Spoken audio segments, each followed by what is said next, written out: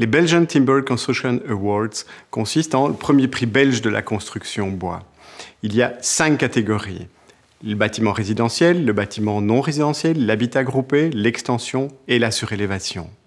Pour chacune de ces catégories, on a finalement identifié 3 nominés qui vont vous présenter leur projet là maintenant.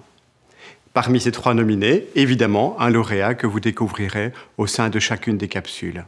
Le prix de la construction, c'est vraiment une ode au bois. C'est une vitrine pour le bois. C'est montrer toutes les qualités du bois, mais c'est aussi montrer l'évolution, l'inscription du bois dans un contexte de changement climatique. C'est essentiel. Donc finalement, on a constaté au travers de ce projet-là un réel engouement, avec 105 projets qui ont été présentés. C'est formidable. Et évidemment, on va le rééditer, alors rendez-vous dans 4 ans.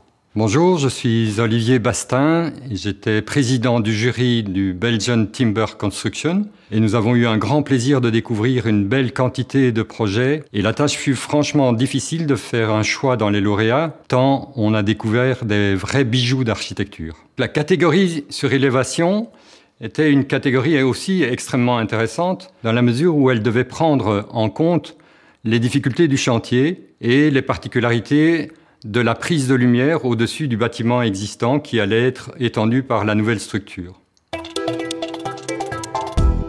Hallo, ik ben Domein Boats van Polygoon Architectuur en we hebben dit project gerealiseerd samen met Yuri de Pelissijn, architect.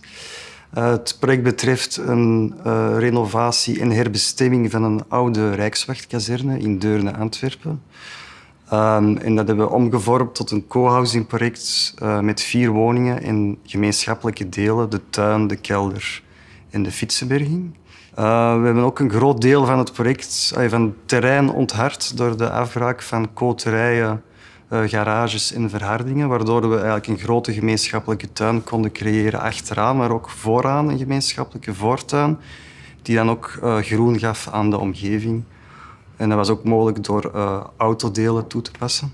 Het bestaande volume van de oude Rijkswachtkazerne hebben we integraal bewaard. En daaraan hebben we dus een aanbouw gedaan in houtskeletbouw met de houten gevelbekleding.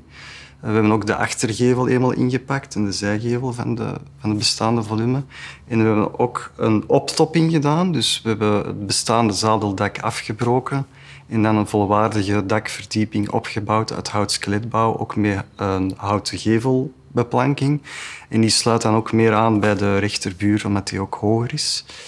En we hebben ook voor die optopping een bepaalde ritmiek toegepast die eigenlijk gebaseerd is op de verticale geleding van de bestaande gevel. De houtskeletbouw is volledig opgebouwd uit Europees naaldhout en de gevelbeplanking is thermisch verduurzaamd.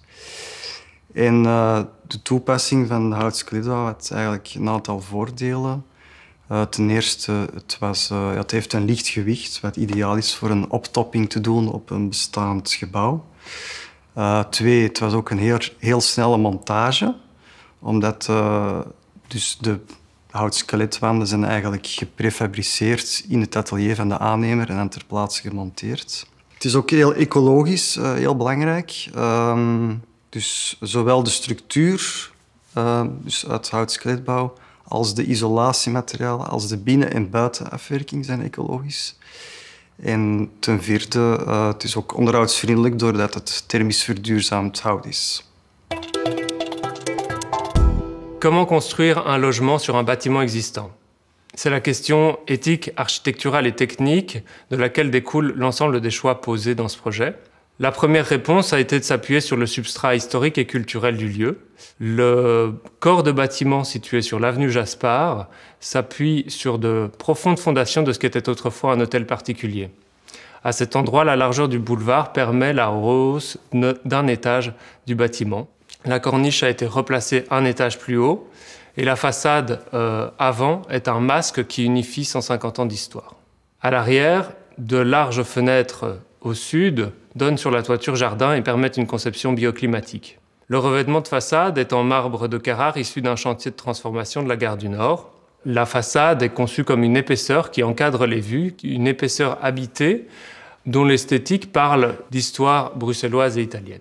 La composition du plan vise à profiter de cette situation en hauteur, mettre en valeur les vues, profiter de l'ensoleillement et de cette situation particulière, tout en ménageant une certaine intimité. La préfabrication de l'ossature en bois a permis de rendre le projet possible. La situation du bâtiment entre deux rues fréquentées nécessitait une exécution rapide qui était primordiale pour le projet. Mais le bois, c'est aussi des performances techniques importantes qui permettent de franchir des portées relativement grandes sans point d'appui intermédiaire, ce qui permet une certaine flexibilité structurelle. Et le bois permet aussi des performances énergétiques tout en stockant le CO2. C'est un matériau qui nous raconte l'histoire des arbres, des hommes qui ont permis d'arriver au résultat final. Ce matériau se décline en éléments structurels, en éléments d'isolation et en éléments de finition. Le bois est assez peu visible de l'extérieur dans ce projet. C'est plutôt l'intérieur qui est un hommage à ce matériau naturel et au travail des artisans qui ont mené à ce résultat. Mais surtout, c'est un logement très agréable. Ik ben Tom van Atelier Tom van Hie en wij bouwden een compacte en ruimtelijke woning in het dense stadsweefsel van Brussel door een onbenutte zolder te transformeren naar een passieve duplex dakwoning.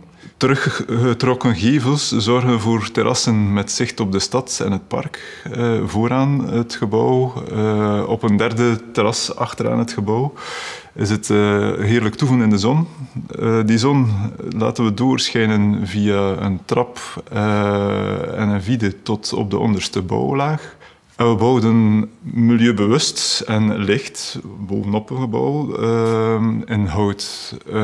De horizontale beleiding van de oranje-gele metselwerkstenen van de naburige gebouwen lopen door in de houten belatting van de gevel.